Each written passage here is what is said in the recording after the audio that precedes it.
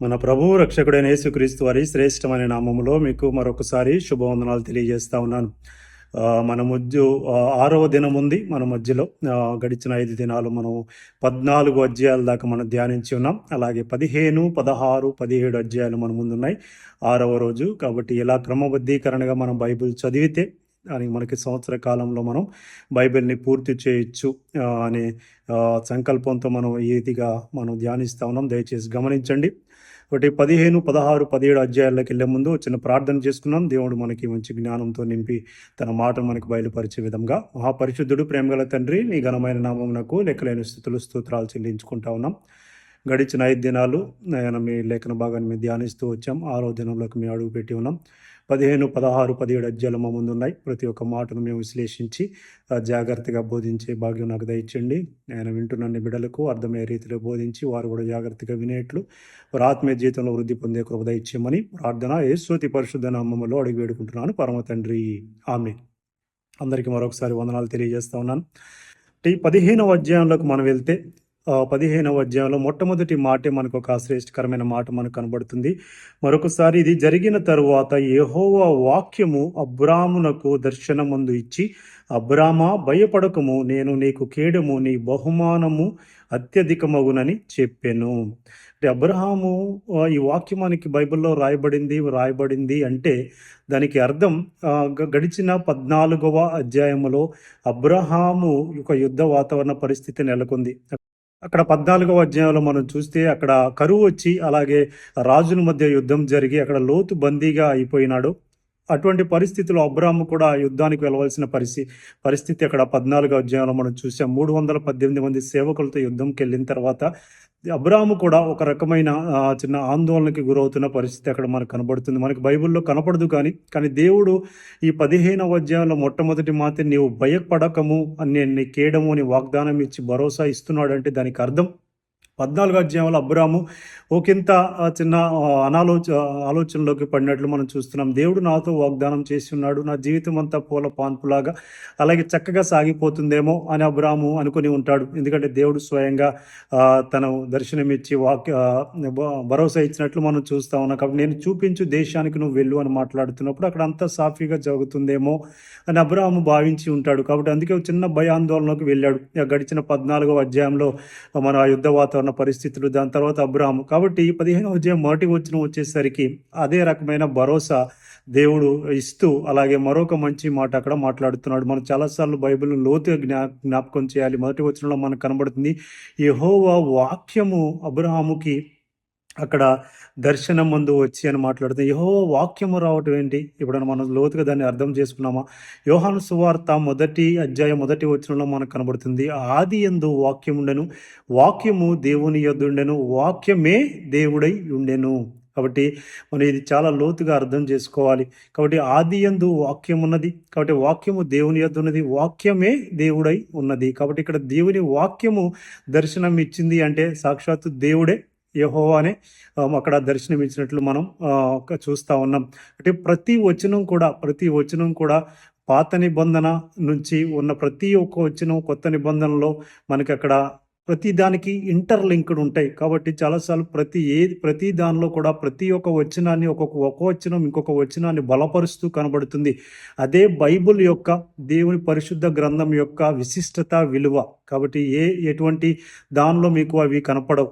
కాబట్టి కేవలం బైబిల్లో మాత్రమే ఒక మాట ఒక చోట రాయబడిందంటే దాని ఇంటర్లింక్డ్గా దాన్ని బలపరిచే వాక్యం దాన్ని ఇంకొక అధ్యాయంలో మనకు కనబడుతుంది. కాబట్టి పాత నిబంధన లేనిదే నూతన నిబంధన లేదు, నూతన నిబంధన లేనిదే పాత నిబంధన సంపూర్ణము కాదు. కాబట్టి చాలామంది ఒక్క నూతన నిబంధన పట్టుకొని వేలాడే క్రైస్తవులు కూడా ఉన్నారు. కాబట్టి ఎప్పుడు పాత నిబంధన నూతన నిబంధన రెండు లేనిదే బైబిల్ పూర్తి కాలేదు అనే విషయాన్ని మనం ఖచ్చితంగా జ్ఞాపకం చేసుకోవాలి.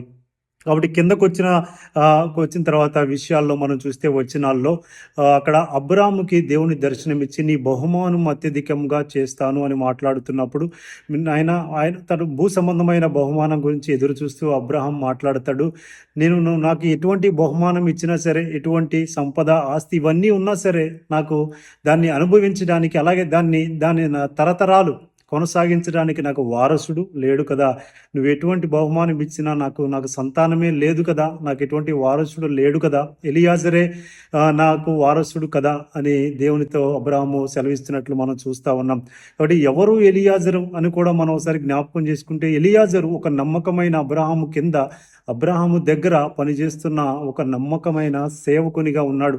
కాబట్టి ఎలియాజరును మనం జ్ఞాపకం చేసిన ఆదికాండం 24వ అధ్యాయంలో కూడా ఇస్సాకు కోసం భార్యను తోడుకొని రావటం కోసం అక్కడ ఎలియాజర్నే అక్కడ పంపించినట్లు మనం చూస్తా ఉన్నాం. కాబట్టి ఎలియాజర్ ఎవరు అంటే ఒక నమ్మకమైన గృహ నిర్వాహకుడు, ఒక నమ్మకమైన గృహ సేవకుడు అబ్రహాముగా ఉన్నాడు. కాబట్టి అబ్రహాము ఎలియాజర్నే తన ఆస్తికి కర్తగా భావించి ఉన్నాడు. కానీ దేవుని ప్రణాళిక వేరే ఉన్నది.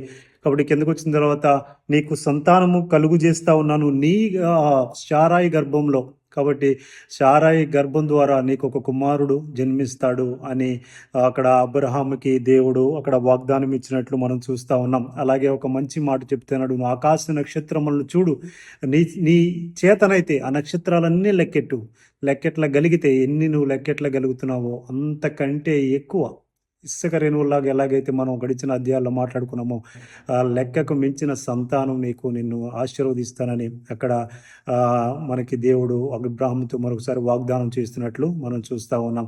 కాబట్టి ఇప్పుడు మనం అందరం కూడా ఎక్కడి నుంచి వచ్చిన వారు, మనం అందరూ ఎవరు దేవుని నమ్ముకున్న ప్రతి ఒక్క బిడ్డ ఎవరు అంటే అబ్రహాము సంతానం నుంచి, మనందరం కూడా అబ్రహాము సంతానం నుంచి వచ్చిన వారసులమే అని మనం జ్ఞాపకం చేసుకోవాలి. కాబట్టి కిందకు వచ్చిన తర్వాత అదే మరలా తిరిగి ఇంకొక మంచి వాగ్దానం మనకి అక్కడ జ్ఞాపకం చేస్తుంది. ఈ కనాను దేశాన్ని నేను స్వతంత్రించుకునేట్లు చేస్తానని దేవుడు అక్కడ మరొకసారి వాగ్దానం చేస్తున్నట్లు కూడా మనకు కనబడుతుంది.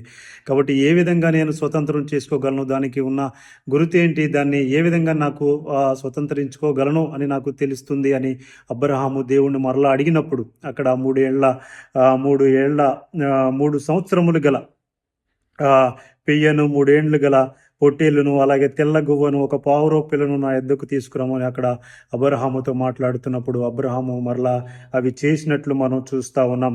కాబట్టి అక్కడికి వచ్చిన తర్వాత మరొక కింద వచనంలోకి వెళ్తే మరొక మంచి వాగ్దానం మనకి అక్కడ కనబడుతుంది, ప్రవచనం కనబడుతూ ఉంది. ఏం కనబడుతూ ఉందంటే 13వ వచనంలో మనం చూస్తూ ఉన్నాం ఒక మంచి ప్రవచనం, అలాగే దేవుడు అక్కడ జ్ఞాపకం చేస్తున్నట్లు చూస్తూ ఉన్నాం.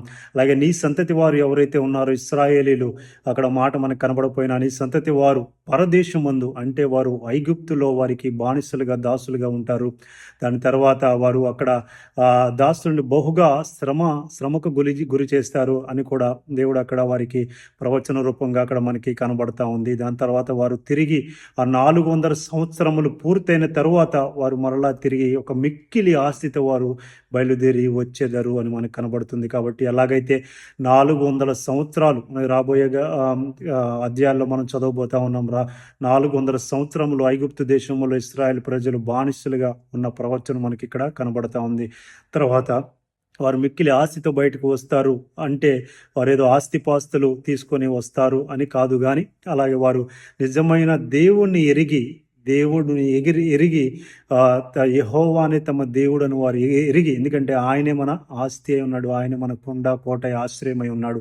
కాబట్టి ఆయన లేని జీవితం వ్యర్థం. కాబట్టి వారు మిక్కిలి ఆస్తితో తమ దేవునిని కలిగిన గొప్ప ఆస్తితో మరలా తిరిగి వారు 400 సంవత్సరాల తర్వాత ఐగుప్తులోంచి వారు బయటికి విడవబడతారు అని అక్కడ జ్ఞాపకం చేస్తూ ఉన్నారు. ఆఖరికి వచ్చేసరికి 15 నుంచి మిగతా వచనాల్లో మనం చూస్తే అక్కడ మనకి కనబడతా ఉంది.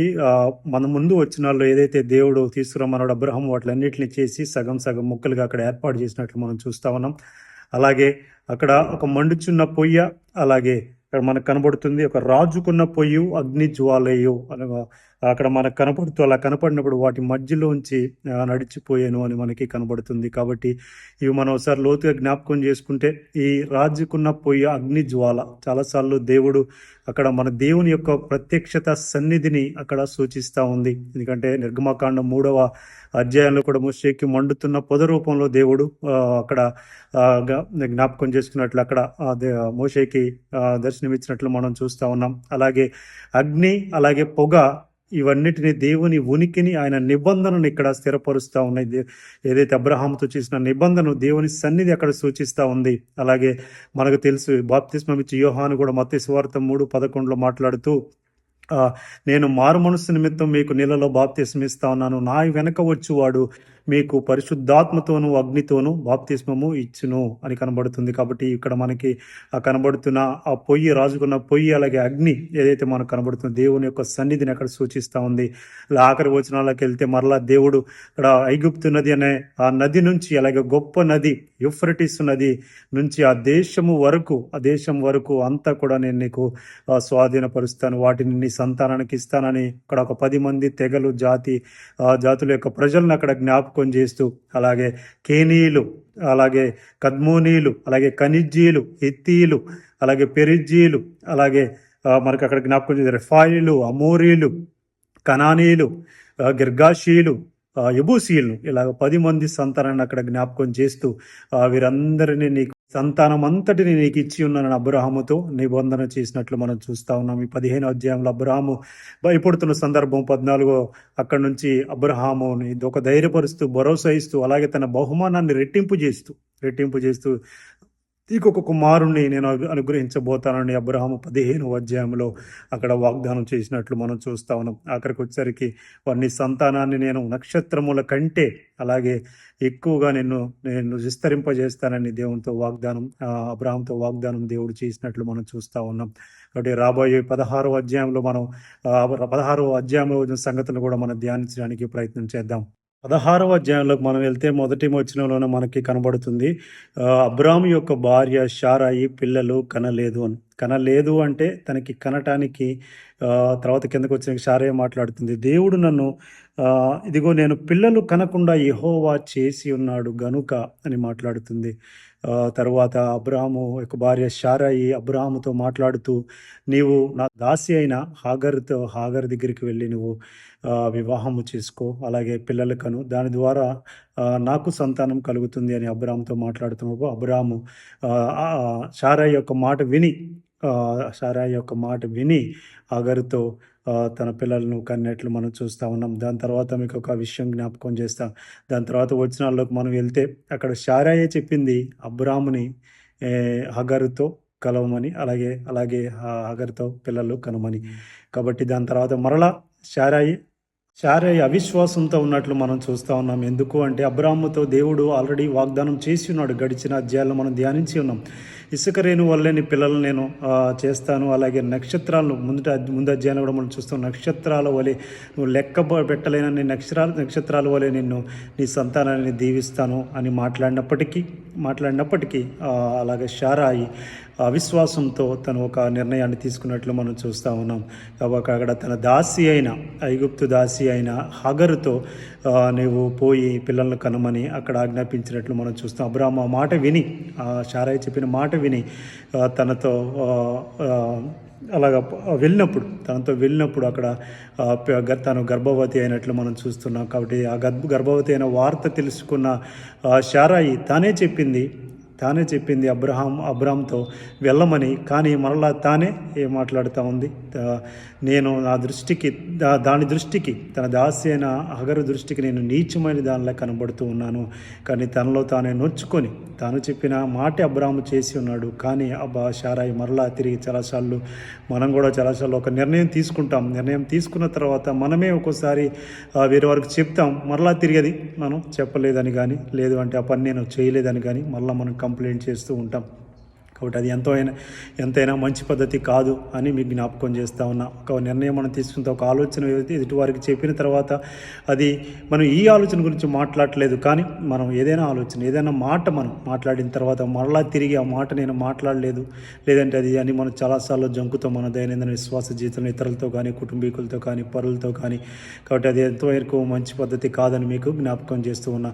అలాగే గర్భవతి అని తెలుసుకున్న తర్వాత అబ్రాము మాట్లాడతాడు, ఇగో శారాయి నీ ముందు ఉంచి ఉన్నాను, కాబట్టి హగర్ని ముందు ఉంచి ఉన్నాను, శారాయి నీ ఇష్టం వచ్చినట్లు నీ మనసుకు నచ్చినది నువ్వు చేయి అని మాట్లాడుతున్నప్పుడు శారాయి నా ఉసురు నీకు తగులుతుంది అని అలాగా హగర్ని చెప్పించినట్లు మనం చూస్తూ, దాని తర్వాత ఎంతో వేదనకి గురి చేసినట్లు, మనకి అక్కడ ఎంతో శ్రమ పెట్టినట్లు మనకి కనబడతా ఉంది. ఆ శ్రమను తట్టుకోలేక హగర్ కూడా తన నుంచి దూరంగా వెళ్ళిపోదామని తను మార్గమధ్యంలో వెళ్తూ ఒక నీటి బుగ్గ, అక్కడ మనకు కనబడుతున్న నీటి బుగ్గ అంటే అక్కడ చిన్న వెళ్ళని కానీ అలాగే ఒక చిన్న లోయ అని మాట్లాడుకోవచ్చు. అక్కడికి వెళ్ళిన తర్వాత షూరు మార్గంలో బుగ్గ యొద్ద ఆమెను కనుగొని యెహోవా దూత తనను కనుగొని హగరు నువ్వు ఎక్కడికి బయలుదేరావు, ఎక్కడికి వెళుతున్నావు, ఎక్కడి నుంచి వస్తున్నావు అని మాట్లాడుతున్నప్పుడు హగరు మాట్లాడుతుంది, నేను నా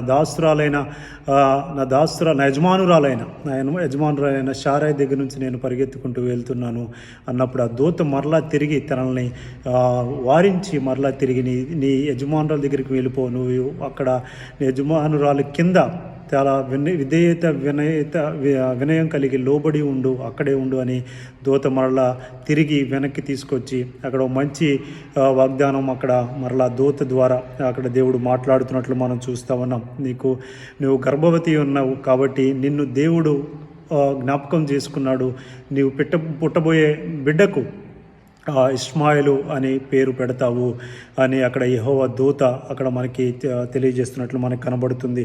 అక్కడ కూడా వాగ్దానం మరొకసారి లెక్కింపలేనంత వీలు లేనంత విస్తారముగా యెహోవా విస్తారముగా అవుతుంది నీ సంతానం అని అక్కడ దూత హగరుతో జ్ఞాపకం చేస్తున్నట్లు మనం చూస్తూ ఉన్నాం. కాబట్టి ఆడి కిందకు వచ్చిన తర్వాత ఒక మంచి 12వ మాట చూద్దాం. అక్కడ అతడు అడవి గాడిద వంటి మనుష్యుడు, అతని చెయ్యి అందరి చేతులు అతనికి విరోధముగా ఉండును. అక్కడే దేవుడు ప్రవచనం ఏర్పాటు చేస్తూ ఉన్నాడు. కాబట్టి ఇప్పుడు ఇష్మాయిల్ సంతానం అని పిలువబడేవారు ఎవరు అంటే మన సహోదరులు, ముస్లిం సహోదరులు ఇష్మాయిల్ సంతానం అయినప్పటికీ వారు మేమే అబ్రహాము సంతానం, మీరు కాదు క్రైస్తవులు, మేమే అబ్రహాము సంతానం అని వారు మాట్లాడుతారు. కానీ దాని కాంట్రవర్సీలోకి మనం వెళ్ళదలుచుకోలేదు. కానీ అక్కడ ఇష్మాయిల్ సంతానం అక్కడ ముందే దేవుడు యెహోవా దూత ప్రవచించినట్లు మనం చూస్తూ ఉన్నాం. అక్కడ వారు అతడు తన సహోదరులందరి ఎదురు నివసించినట్టు చెప్పగా అది చూచున్న దేవుడు నీవే అని పేరు తనతో మాట్లాడిన యెహోవాకు పేరు పెట్టెను. కాబట్టి కిందకు వచ్చేసరికి అక్కడ మనకు కనబడుతుంది, ఆ బావి పేరు కూడా మనకు కనబడుతుంది. అక్కడ ఫుట్ నోట్లో మనకి కనబడుతుంది, బేయర్ లహరోయి అనగా నన్ను చూచుచున్న సజీవ బావి. మన దేవుని కూడా మనం అదే ఇక్కడ విషయం నన్ను చూచుచున్న దేవుడు అంటే భాషలో మనకి ఎల్ రోయి, ఎల్ అంటే దేవుడు, కాబట్టి ఎల్ రోయి చూచుచున్న దేవుడు, అది దేవునికి మరొక పేరు అని మీకు జ్ఞాపకం చేస్తూ ఉన్నాం. దాని తర్వాత ఆఖరి వచనాల్లో మనకు కనబడుతుంది.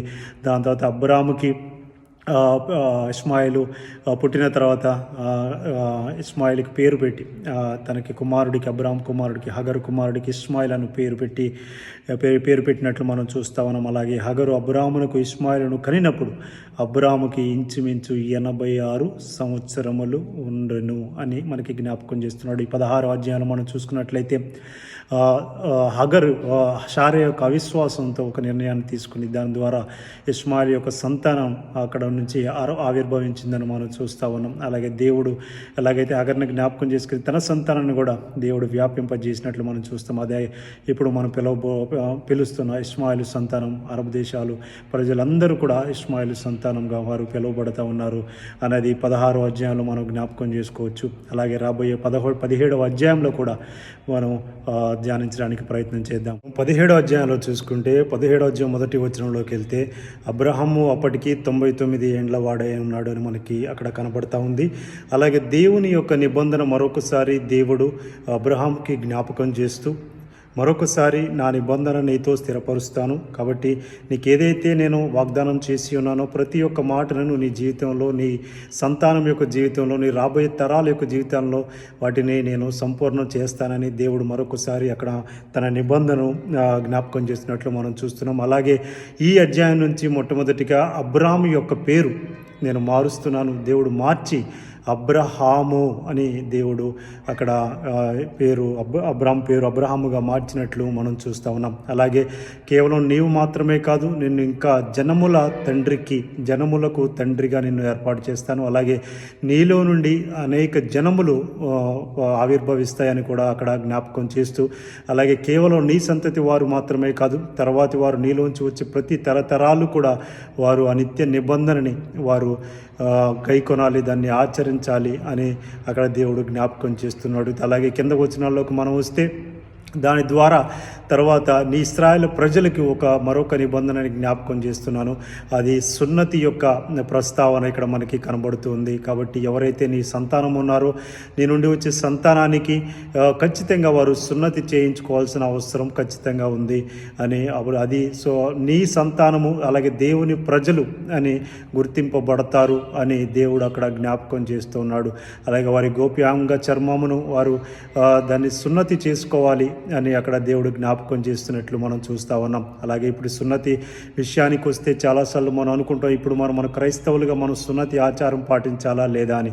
మన సహోదరులు ఇస్లాం సహోదరులు వారు ఇప్పటికీ వారు సున్నతి యొక్క ఆచారాన్ని వారు కొనసాగిస్తూ ఉంటారు. కాబట్టి ఎప్పుడైతే నూతన నిబంధన వచ్చిందో శరీర సంబంధమైన సున్నతి కాదు కానీ హృదయ సంబంధమైన సున్నతి, అలాగే కేవలం శరీర క్రియలు మనకి ఏమీ తెచ్చిపెట్టవు కానీ రక్షణ మార్గం అనేది మన విశ్వాసం చేత మనకి రక్షణ మార్గం కలుగుతుంది. అలాగే మన ధర్మశాస్త్రాన్ని యుగం అది పూర్తయినది, మరలా మనం నూతన నిబంధనకు వచ్చేసరికి ఈ కాలంలో మనకు దేవుని యొక్క కృపాకాలంలో మనం ఉన్నాము అనేది 3 విషయాలు మనం జ్ఞాపకం చేసుకోవాలి. అందుకే మనము క్రైస్తవులుగా సున్నతి అనే ఆచారాన్ని అనే పద్ధతిని మనం ఇప్పుడు ఆచరించట్లేదని మీకు ప్రేమపూర్వకంగా జ్ఞాపకం చేస్తాను. అలాగే కేవలం బలులు కాదు, ఎందుకంటే ఇప్పుడు మనము ఏవి దేవునికి బలి అర్పణ ఇవ్వట్లేదు. విరిగి నలిగిన హృదయమే ఆయనకి ఇష్టమైన బలి అన్నాడు. కాబట్టి మనకి ఆ నూతన నిబంధనలు ఎన్నో వాక్య భాగాలు మనకున్నాయి. కాబట్టి కేవలం మనం క్రియల ద్వారా కాదు, కేవలం మన విశ్వాసం చేతనే మనం రక్షింపబడ్డాము అని నూతన నిబంధన మనకి తెలియజేస్తూ ఉంది. యేసు ప్రభు వారిలో ప్రతి ఒక్కటి నెరవేర్పు జరిగింది. కాబట్టి మనం ఇంకా ఈ సున్నతి ఆచారాన్ని మనం ఇంకా దాన్ని పాటించట్లేదని మీకు జ్ఞాపకం చేస్తుంది. కేవలం ఇశ్రాయేలు ప్రజలకి శరీర సంబంధమైన గుర్తుగానే దేవుడు అబ్రాహాము సంతానానికి అక్కడ ఆజ్ఞాపించినట్లు మనం చూస్తూ ఉన్నాం. అది మీరు ఖచ్చితంగా అది జ్ఞాపకం చేసుకోవాలని ప్రేమపూర్వకంగా మనవి చేస్తూ ఉన్నాం. కాబట్టి దాని తర్వాత అదే మధ్య భాగంలోకి మనం వస్తే అదే 17వ అధ్యాయంలో శారా ఈ పేరు కూడా మార్చి దేవుడు శారాగా దేవుడు నియమించినట్లు మనం చూస్తూ ఉన్నాం. అలాగే అబ్రహాము ఎలాగైతే జనములకు తండ్రిగా ఉన్నాడు, శారా కూడా జనములకు తల్లిగా అక్కడ ఏర్పరచబడబోతుంది. నియమిస్తా ఉన్నాను అలా పేరు మార్చినట్లు మనం చూస్తూ ఉన్నాం. అక్కడికి వచ్చిన తర్వాత దేవుడు అలా మాట్లాడుతూ మరొక వాగ్దానాన్ని అక్కడ జ్ఞాపకం చేస్తూ, అలాగే నీ శారా కడుపున కూడా ఒక కుమారుడు జన్మిస్తాడు అని చెప్పినప్పుడు శారా ఒక నవ్వు నవ్వి అవిశ్వాసంతో ఒక నవ్వు నవ్వినప్పుడు, ఎందుకు అంటే నేను 100 ఏళ్ల వాళ్ళు అయిపోయాను, ఇంచుమించు 99-100 సంవత్సరాలు నాకు వచ్చి ఉన్నాయి. అలాగే శారా కూడా 90 సంవత్సరాలకి చేరుకుంది. కాబట్టి ఇప్పటిదాకా జరగని కార్యం మా జీవితాల్లో జరుగుతుందని మేము నమ్మట్లేదని శారాగా నవ్వి, అలాగే అబ్రాహాము కూడా ఒకంత దేవుని ఆలోచనకి ఎదురుగా మాట్లాడినట్లు మనం చూస్తున్నాం. కానీ మరలా అబ్రాహాము మాట్లాడతాడు, నాకు ఎలాగో హాగరుతో ఒక కుమారుని ఇచ్చావు ఇస్మాయిల్ని, తను మాత్రం సరే నాకు శారాతో పిల్లలు కలుగుతారో లేదో తెలియదు కానీ దేవా ఇస్మాయిలు ఎలాగైతే హగరుతోనే నాకు ఇస్మాయిల్ పుట్టి ఉన్నాడు, తనను మాత్రం నీ సన్నిధిలో ఎదగడానికి కృప దయచేయి అని మాట్లాడుతున్నప్పుడు మరలా దేవుడు తిరిగి నేను ఖచ్చితంగా శారాకు నీకు కుమారుణ్ణి అనుగ్రహించబోతా ఉన్నాను దేవుడు మరలా నిబంధన చేసి వాగ్దానాన్ని మరొకసారి గుర్తు చేస్తున్నట్లు మనకి అక్కడ కనబడుతుంది. అలాగే నువ్వు ఏదైతే చెప్పి ఉన్నావో నీ మాట నేను విన్నాను, ఇస్మాయిలు జనాంగాన్ని నేను విస్తరింపజేస్తాను, ఇస్మాయిలు జనాంగంలోంచి 12 మంది రాజులు పుడతారు, వారు తర్వాత తరాలను ఏళ్తారని అక్కడ జన్మిస్తారని దేవుడు అబ్రాహాంతో జ్ఞాపకం చేసినట్లు మనం చూస్తూ ఉన్నాం. దాని తర్వాత అబ్రాహాము ఆ సంభాషణ అయిపోయిన తర్వాత కిందకు వచ్చిన వాళ్ళు మనం చూసినప్పుడు అబ్రాహాము తమకు కలిగిన పిల్లలందరినీ కూడా దేవుడు ఆజ్ఞాపించింది ఏదైతే ఉందో ఆ శరీర సంబంధమైన సున్నతి ప్రస్తావన మొత్తాన్ని కూడా అబ్రాహాము అక్కడ ఆచరించినట్లు మనం చూస్తున్నాం. తన పిల్లలు తన కలిగిన సంతానం అంతటికీ కూడా అక్కడ సున్నతి చేసి తన గోప్యాంగ చర్మములను అక్కడ కత్తిరించినట్లు మనం చూస్తున్నాం. సున్నతి ఆచారం అక్కడ అబ్రాహాము నెరవేర్చినట్లు మనం చూస్తా ఉన్నాం. వారి పిల్లలు వారి సంతానం వారందరికీ కూడా. కాబట్టి అటువంటి చూసినప్పుడు మనం అప్పటికి అబ్రాహాము సున్నతి పొందిన సందర్భానికి 99 ఏండ్ల వాడాడు. అలాగే ఇస్మాయిలు ఇంచుమించు ఎంతమంది 13 సంవత్సరాలు 13 సంవత్సరాలు ఇష్మాయిల్ కూడా అప్పటి సమయానికి సున్నతి పొందే సమయానికని మనకి బైబిల్లో లేఖనాలు ఆఖరి వచనాల్లో మనకి కనబడుతున్నాయి. కాబట్టి 17వ అధ్యాయంలో మనం జ్ఞాపకం చేసుకోవాల్సింది అబ్రహాము యొక్క నిబంధన, జనములకి అబ్రహాము యొక్క పేరు మార్పు, అలాగే నీ సంతానాన్ని నేను ఇంకా దీవిస్తానని అబ్రహాముతో చేసిన మరొకసారి ఆ నిబంధనని జ్ఞాపకం గుర్తు చేస్తూ, అలాగే సున్నతి యొక్క ఆచారాన్ని, శరీరానికి సంబంధించిన ఇశ్రాయేలు ప్రజలకి వారి గుర్తుగా సున్నతి ఆచారాన్ని ఆచరించాలని అబ్రహాముకు చెప్పిన తీరు, అలాగే మధ్యలోకి వచ్చిన షారాయి యొక్క పేరు షారాగా మార్పు, జనములకు తల్లిగా దేవుడు నియమించినట్లు, అలాగే నీకు ఒక కుమారుడు జన్మిస్తాడని షారాతో అబ్రహాముతో చేసిన వాగ్దానాన్ని మరలా గుర్తు చేస్తూ దాన్ని స్థిరపరిచినట్లు మనం చూస్తూ ఇష్మాయిల్ని కూడా దీవించినట్లు, ఆశీర్వదించినట్లు మనం చూస్తూ ఉన్నాం. ఆఖరికి వచ్చేసరికి అబ్రహాం మొత్తం సున్నతి అందరికీ, తన కుటుంబ సభ్యులందరికీ, వారి సంతానాన్ని అందరికీ సున్నతి ఆచరించినట్లు మనం చూస్తూ ఉన్నాం. కాబట్టి ఈ 15, 16, 17 అధ్యాయాలు మనం జాగ్రత్తగా ధ్యానించామని నమ్ముతా ఉన్నాను. నా ప్రతి ఒక్క మాటను దేవుడు మన హృదయాల్లో జ్ఞాపకం చేసుకొని రాబోయే దినాల్లో కూడా దేవుడు మనతో పాటు మనకు తోడుండి మనం ఈ బైబిల్ స్టడీలో తోడే ఉంటాడని నమ్ముతూ వింటున్న మీ అందరికి కూడా మరొకసారి ప్రత్యేక వందనాలు తెలియజేస్తా ఉన్నాను. దేవుడు మిమ్మల్ని దీవించును గాక. ఆమేన్.